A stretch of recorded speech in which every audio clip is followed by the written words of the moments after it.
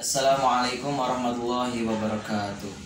Alhamdulillahirabbil alamin. Assalatu wassalamu ala sayyidina Muhammadin wa ala alihi washabbihi ajma'in, amma ba'du. Perkenalkan, nama saya Rajib Albar Maulana, delegasi dari Pondok Pesantren Bustan Nasyiin Desa Buah Kapas, Kecamatan Sindangwangi, Kabupaten Majalengka.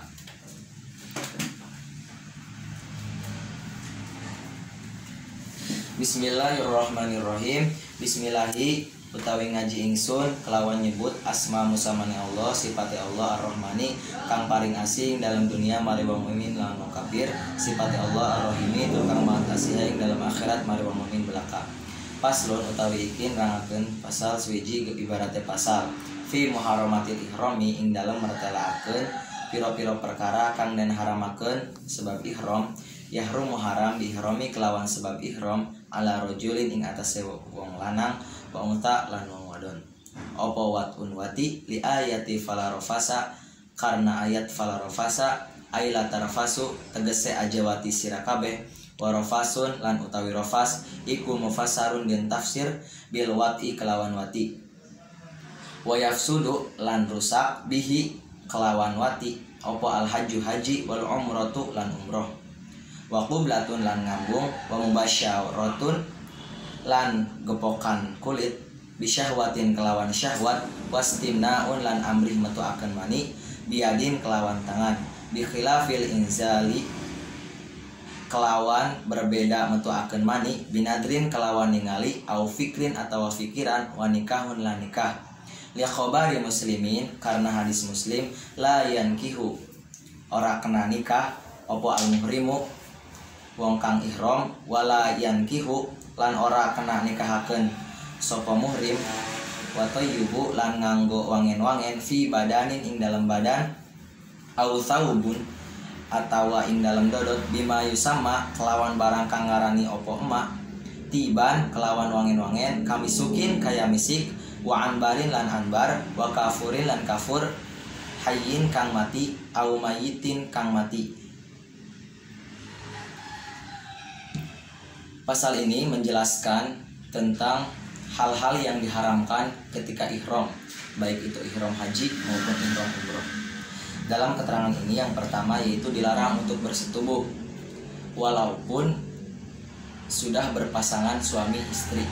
Ketika sedang berihram itu akan merusak haji, bahkan membatalkan haji ataupun umroh. Kemudian yang kedua, dilarang untuk mencium atau bersentuhan kulit antara kulit laki-laki dan kulit perempuan sehingga menimbulkan syahwat. Kemudian yang ketiga yaitu dilarang untuk onani menggunakan tangan. Kemudian yang keempat yaitu dilarang untuk menikah ataupun menikahkan ketika berihram. Kemudian yang kelima dilarang menggunakan parfum atau wangi-wangian pada bagian badan ataupun pada pakaian, terkecuali ketika sudah berihram atau ketika sudah berihram itu tidak boleh menggunakan wangi-wangian atau parfum, baik itu parfum alami ataupun parfum yang terbuat dari bahan-bahan kimia. Kemudian yang selanjutnya yaitu tidak boleh menggunakan minyak rambut, baik itu digunakan kepada rambut kepala ataupun pada janggut. Kemudian yang selanjutnya yaitu dilarang untuk mencukur rambut, baik laki-laki ataupun perempuan itu dilarang untuk mencukur rambut walaupun hanya sehelai. Kemudian yang selanjutnya yaitu dilarang untuk mencukur kuku atau memotong kuku, baik itu kuku pada tangan maupun kuku pada kaki, terkecuali ada hal-hal yang diharuskan untuk mencukur, untuk memotong kuku. Kemudian yang selanjutnya yaitu khususnya untuk laki-laki dilarang atau tidak diperbolehkan untuk memakai tutup kepala, ya. Contohnya kopiah, kemudian sorban ataupun topi, terkecuali tutup kepala tersebut tidak menempel pada kepala. Contohnya ketika berjalan menggunakan payung ataupun ketika berteduh di bawah pohon karena panasnya terik matahari. Kemudian yang selanjutnya untuk laki-laki itu diharamkan atau tidak diperbolehkan untuk menggunakan pakaian yang berjahit, ya. Jadi ketika ihram itu harus menggunakan kain ihram. Kemudian yang selanjutnya itu khusus untuk perempuan, tidak boleh menggunakan tutup wajah. Contohnya itu tidak boleh menggunakan masker ataupun tidak boleh menggunakan cadar. Itu untuk perempuan ya. Kemudian apabila hal-hal di atas itu dilakukan, maka akan dikenakan fidyah ya. Di sini fidyah ada 3 ya.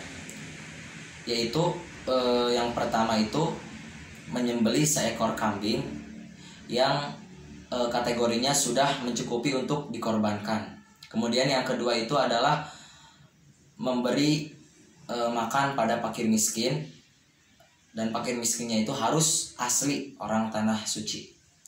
Dan ukurannya itu 3 sok ya, 3 sok. Kemudian untuk dibagikan kepada 3 orang fakir miskin warga tanah suci. Nanti ketika 6 sok itu dibagi 3, otomatis setengah kebagiannya, 1 orangnya itu setengah sok. Kemudian yang ketiga itu berpuasa selama 3 hari. Nah, orang-orang yang melanggar atau melakukan pelanggaran-pelanggaran tersebut itu boleh memilih di antara 3 fidyah. Kemudian fidyah yang 3 itu tidak diperkenankan untuk larangan yang 1, yaitu senggama. Senggama itu beda untuk fidyahnya. Untuk senggama itu fidyahnya itu membayar unta ya, unta. Baik itu unta jantan maupun unta betina yang sudah cukup umurnya untuk digunakan kurban. Apabila tidak mampu unta, maka diganti dengan sapi. Nah, sama, sapi juga itu dikategorikan sudah mencukupi untuk dipergunakan kurban.